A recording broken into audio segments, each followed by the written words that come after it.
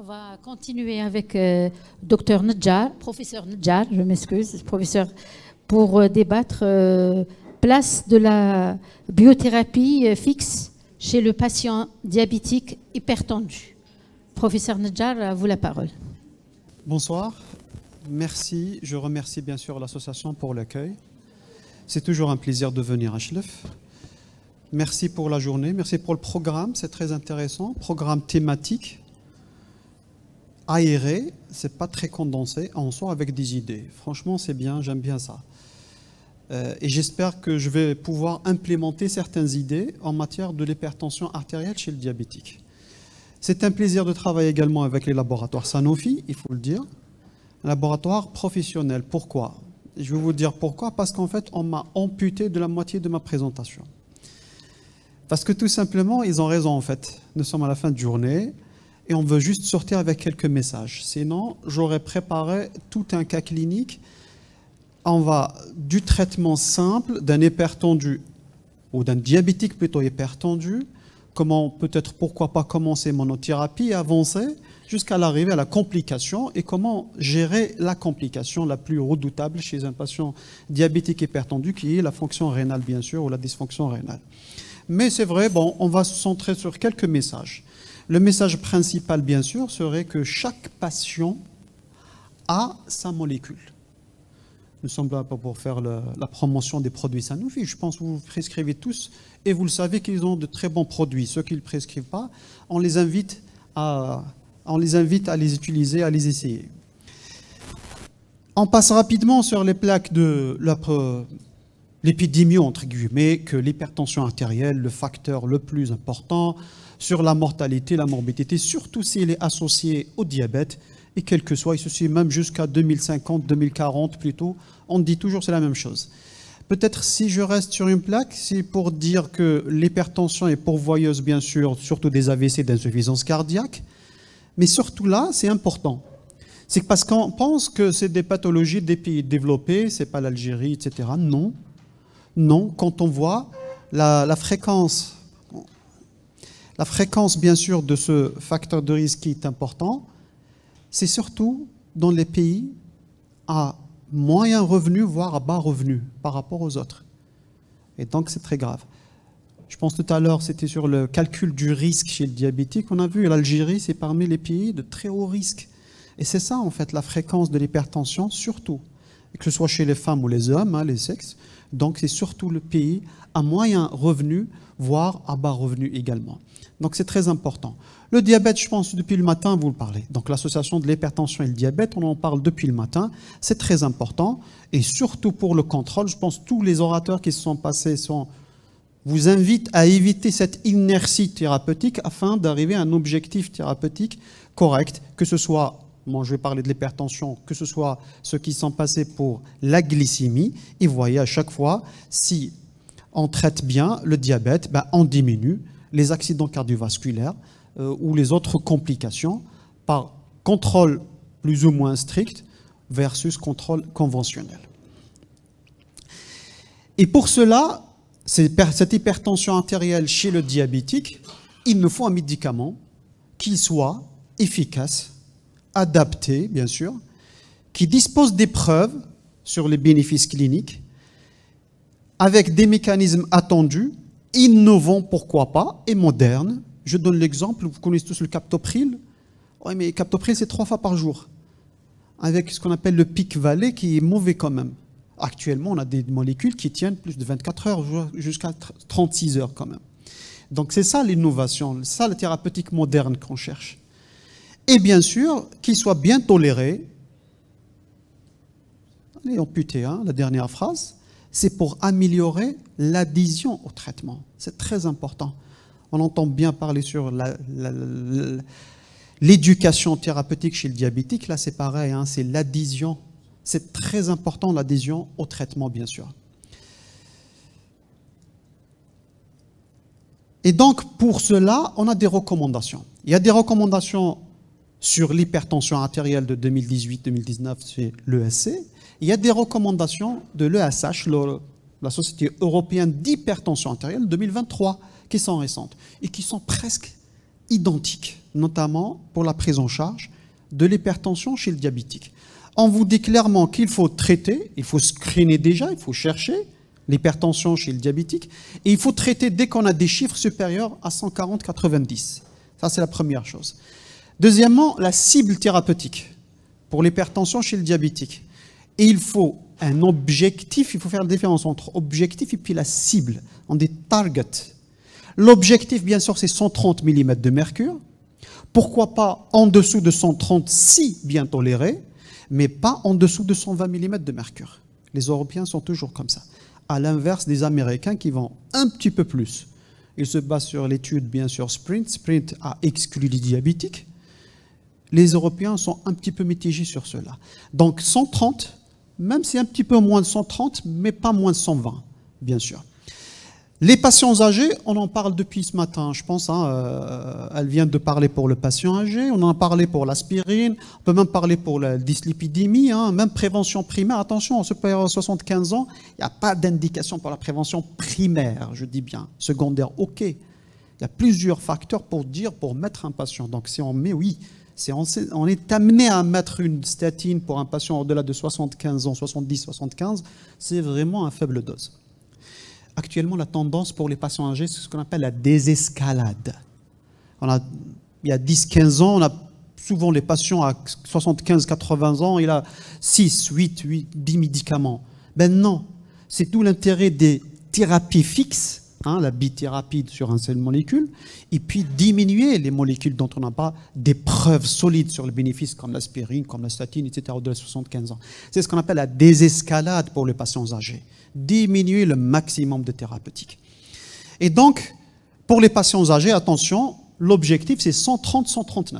Pas en dessous, surtout si elle est mal tolérée. La diastolique, c'est en dessous de 80, pas en dessous de 70, la question. Et puis, très important, il faut toujours commencer de préférence par une bithérapie, avec notamment un médicament inhibiteur du système rénine-angiotensine. C'est très important.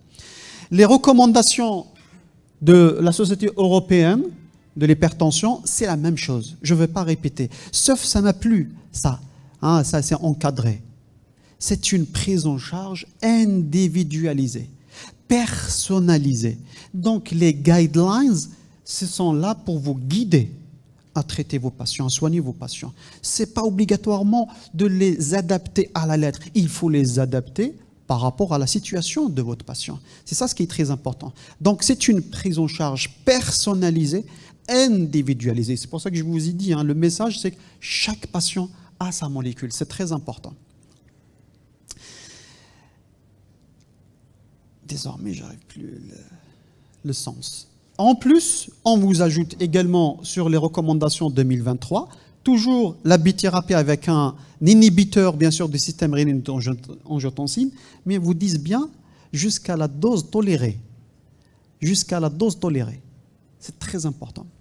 Parce que c'est la titration pour protéger les organes cibles. C'est important, protéger les organes cibles.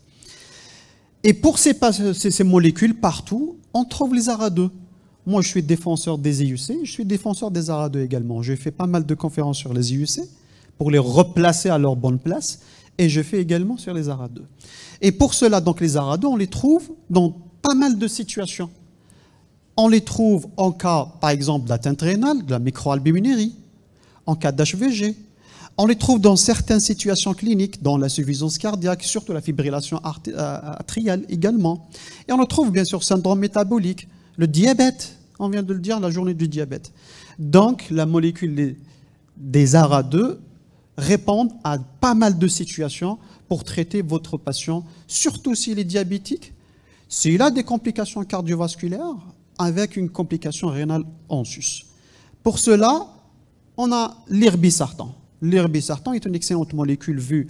J'ai passé toutes les diapos sur la pharmacodynamique, la pharmacocinétique, etc. Pour vous donner directement la méta-analyse qui a évalué la dose usuelle de l'irbisartan par rapport aux autres sartans.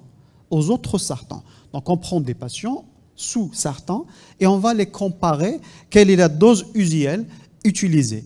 Donc j'en passe pour arriver.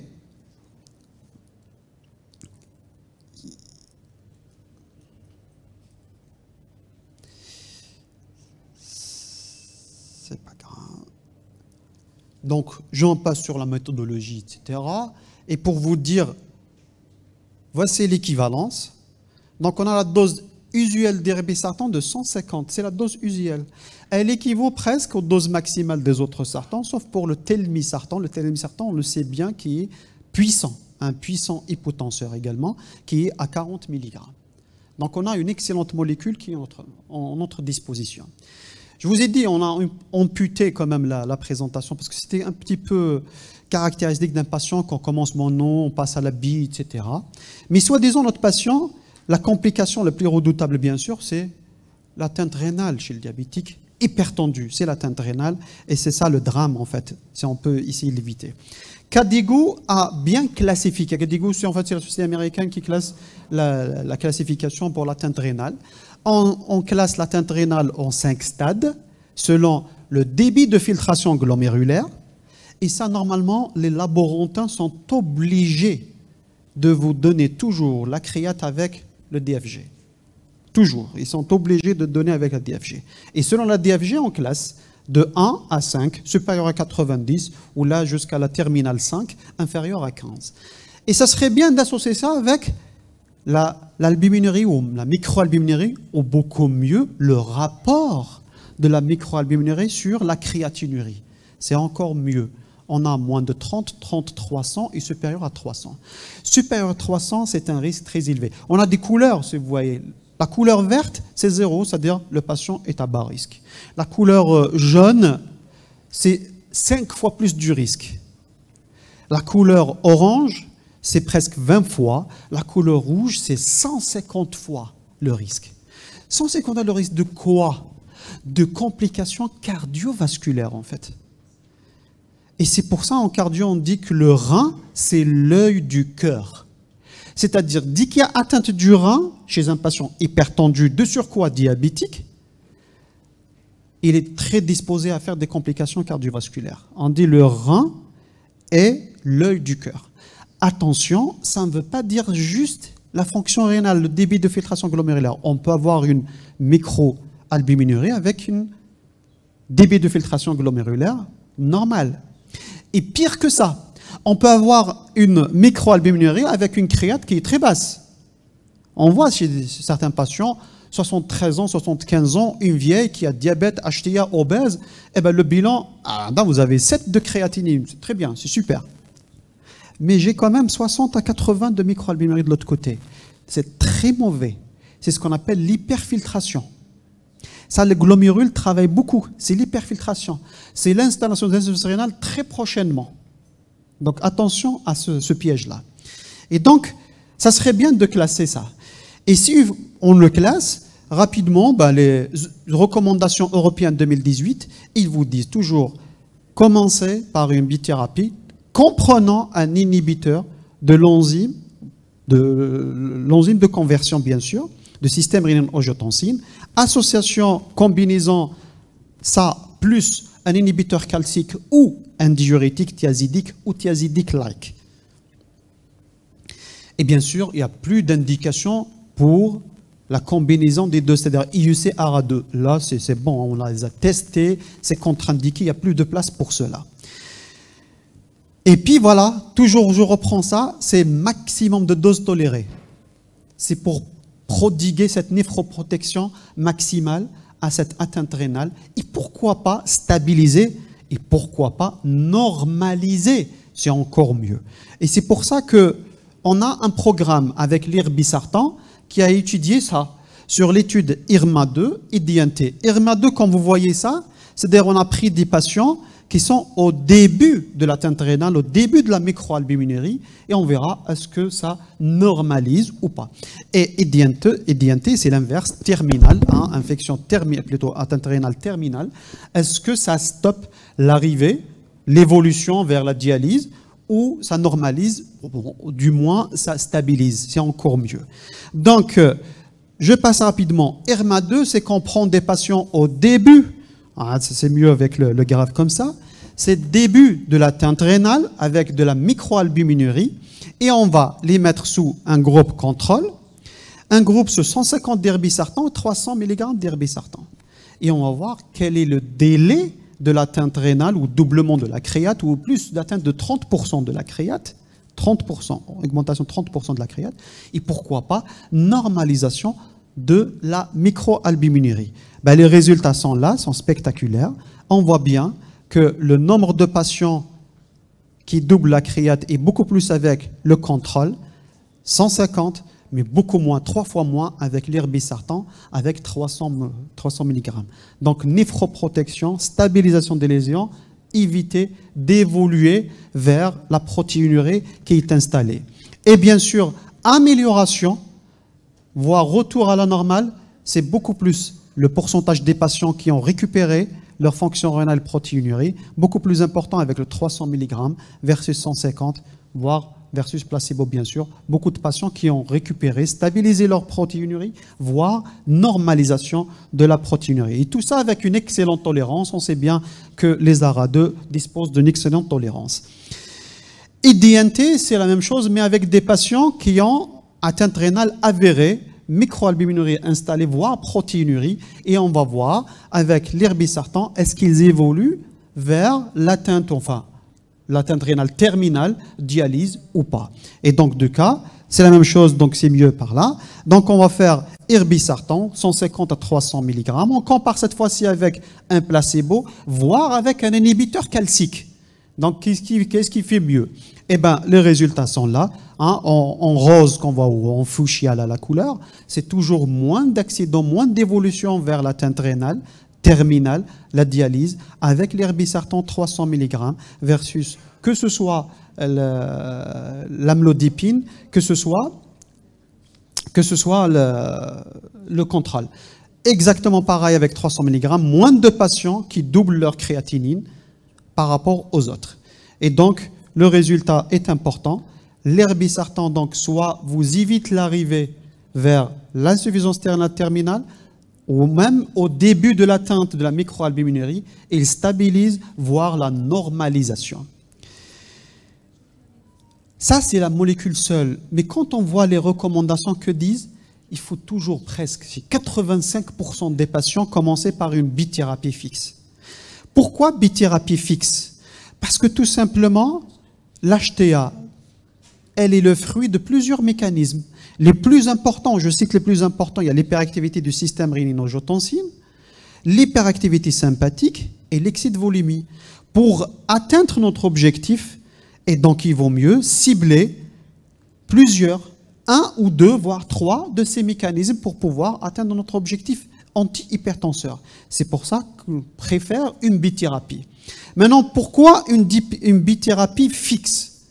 Parce que tout simplement, elle améliore l'efficacité, l'atteinte rapide de l'objectif, accélérer l'atteinte de l'objectif, surmonter l'inertie thérapeutique. Quand on a mis un médicament pour ajouter un deuxième, on a un effort à donner à notre patient pour le convaincre à prendre un deuxième médicament. Mais si on donne les deux sur un seul comprimé, c'est mieux pour le patient. Et puis, meilleure tolérance, qui dit meilleure tolérance, dit tout simplement meilleure observance du traitement. C'est très important. Et ça, c'est prouvé dans plusieurs études. Quand on voit, hein, à droite, c'est ça, c'est la méta-analyse, toujours l'observance du traitement avec les bithérapies fixes dans toutes ces études est beaucoup meilleure, l'observance par rapport à la monothérapie, ou plutôt les bithérapies, mais non fixes, libres, free. Donc, quand il y a une bithérapie free, il y a une mauvaise observance par rapport à la bithérapie fixe. Et pour cela, on a l'irbisartan qui protège la néphroprotection, et on a des associations bien sûr avec l'irbisartan quand on l'associe avec d'autres molécules qui ont prouvé un effet sur la diminution des accidents cardiovasculaires. On a cette association de l'irbisartan avec l'amlodipine et qui a été étudiée dans 2 grandes études, iCombine ou iAdd. iCombine, c'est-à-dire je vais combiner, ou iAdd, je vais ajouter plutôt. Donc dans iCombine, c'est-à-dire je vais comparer l'irbisartan versus bien sûr, amlodipine. Mais, bien sûr, je fais l'irbisartan plus amlodipine versus séparé, les deux séparés. Donc, voilà ce qu'on fait à peu près. Donc, amlodipine, plutôt irbisartan plus amlodipine en haut versus amlodipine seul et des différents dosages. Des différents dosages, c'est-à-dire je fais le 550, 10 150, voire 10 300, bien sûr. Et regardez, le contrôle de la tension est toujours meilleur avec l'association fixe irbesartan-amlodipine, et notamment avec les doses, comme je vois ici. Toujours, chaque fois que j'augmente les doses, c'est un contrôle qui est meilleur par rapport à des amlodipines seules. Et notamment, donc, plus de patients atteignent un objectif thérapeutique avec l'irbesartan associé à l'amlodipine versus amlodipine seule.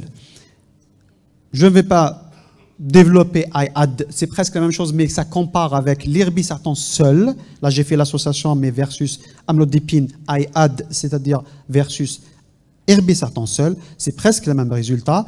Pas de nouveau d'événements indésirables. Les arrêts d'études étaient très bas, aucun cas de décès. Et l'événement indésirable le plus rapporté, c'est les œdèmes des membres inférieurs, notamment pour le bras de l'amlodipine seule. Pourquoi? Vous vous posez toujours la question. Et parfois, on ajoute des diurétiques pour les... Non, ça ne règle jamais le problème, attention. On n'ajoute pas les diurétiques pour les œdèmes des membres inférieurs, notamment chez les femmes secondaires, comme effet secondaire des dihydropyridines, en fait, qui est l'amlodipine, le chef de file.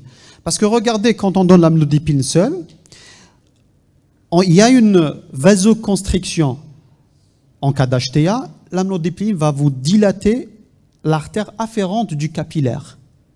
Mais la veine, après le capillaire, elle reste toujours sous vasoconstriction. Et donc c'est pour ça qu'il y a stagnation, il y a des œdèmes. Ça ne règle pas le problème quand on met les diurétiques. Si on ajoute un ARA2, c'est ça, c'est que ça lève la vasoconstriction de l'artère efférente. Ou la veine plutôt, la veine efférente. Et c'est pour ça que, donc, comme le schéma, donc là, c'est l'artère afférente et la veine. Amlodipine, donc dilatation de cette partie d'amont.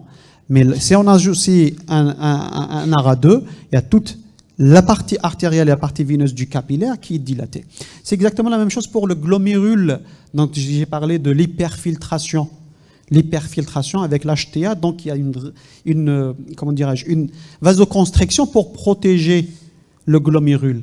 Mais la vasoconstriction est beaucoup plus, si on donne certains thérapeutiques qui dilatent l'artère afférente, mais l'artère efférente, elle reste sur vasoconstriction. Alors qu'est-ce qui se passe dans le glomérule? Imaginez, hein, l'artère afférente, c'est en amont du glomérule. L'artère efférente en aval. Et donc, si l'artère efférente en aval du glomérule est sous vasoconstriction, il y a hyperfiltration. C'est ça ce que je dis parler tout à l'heure.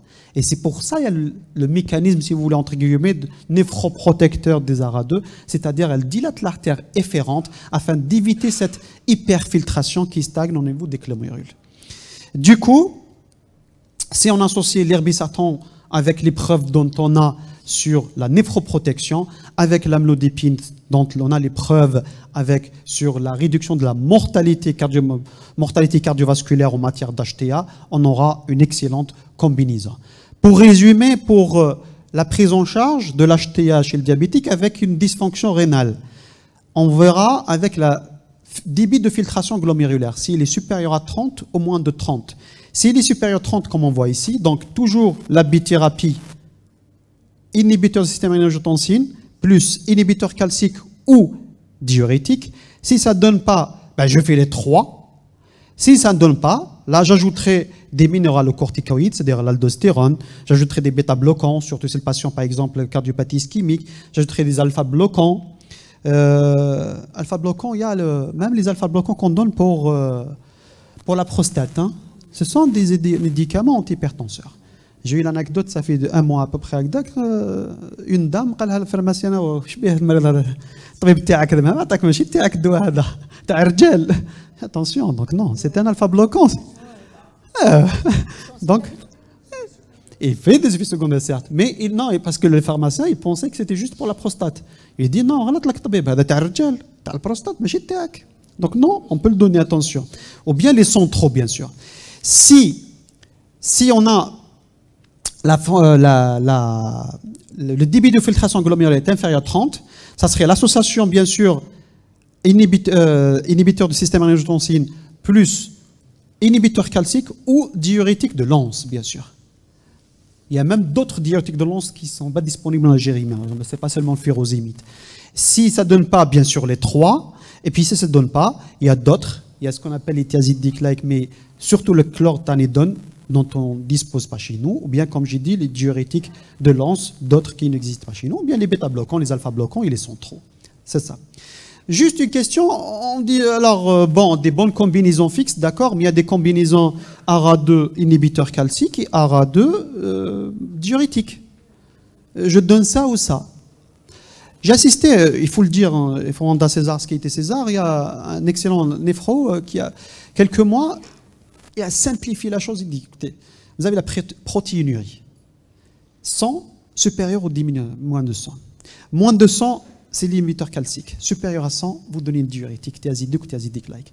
Ça, mais la protéinurie, mais attention, pas le débit de filtration glomérulaire. On sait bien le débit de filtration glomérulaire, on vous dit, je viens de le dire, si moins de 30, on ne donne pas de thiazidique, bien sûr, on change pour diurétique de l'anse. Ça, je trouve que c'est une excellente idée. Je vous montre cette étude qui a été faite en France. Elle a questionné des cardiologues et des généralistes, qu'est-ce que vous préférez, ça ou ça?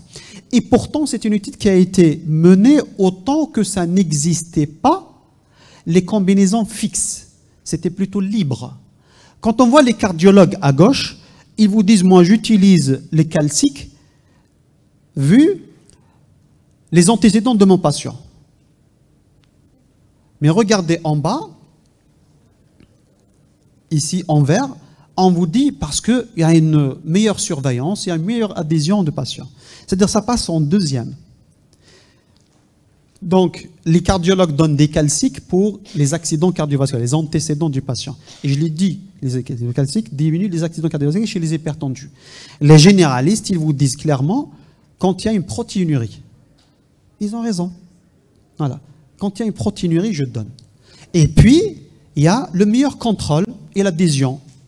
Et donc, si on associe les trois, c'est le meilleur contrôle, quand il y a des antécédents cardiovasculaires, et quand il y a une protéinurie, c'est les inhibiteurs calciques associés aux ARA2 qui sont meilleurs. Voilà. Si on n'a pas un de ces éléments, on peut le donner également. C'est pour ça que je vous ai dit personnaliser. Chaque patient a sa molécule.